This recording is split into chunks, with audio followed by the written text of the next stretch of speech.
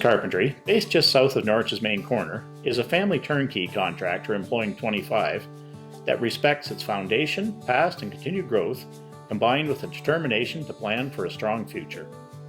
My brother William's my co-partner in it. My dad started it. He's now retired. I also have 2 sons working for me in the business and my daughter.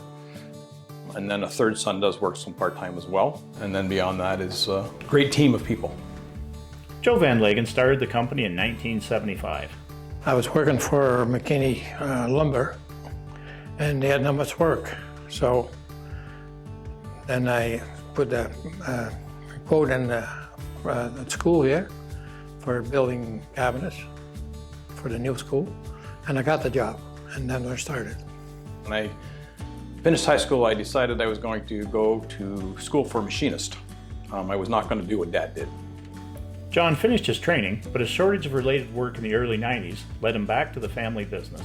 It was a job in Hamilton he was doing further away because he was also scratching for work, and I never stopped. John's brother William joined a couple of years later, focusing on the cabinet side. Together, the brothers took over the business and started Carver Cabinetry in 2005, managed by William. Joe's has experienced steady growth from their father's 4-member team through both strong and challenging economic times, welcoming a third generation beginning in 2018. Renovations additions is probably our niche as a turnkey contractor.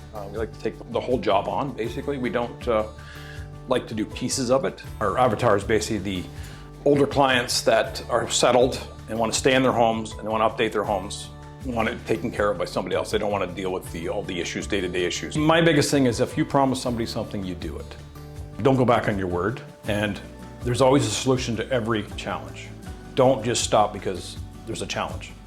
Find out the issue, isolate the problem, deal with the problem, and do what you said you're going to do. You always have to improve. Even though you put systems and stuff in place, you always got to review them, you always got to improve them. That's the hardest part. You think you got it all figured out, and a curveball comes along. We work with so many different people. Everybody has different characters. You got to learn to work with everybody's character and try to get everybody where they belong, that they excel. Planning.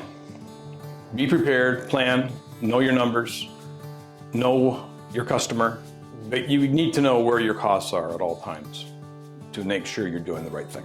We like to have stability under our subtrades. Stability, understanding each other, communicating with each other well, and if there's challenges, trying to deal with the challenges together. And we were able to do a renovation or addition that others walked away from.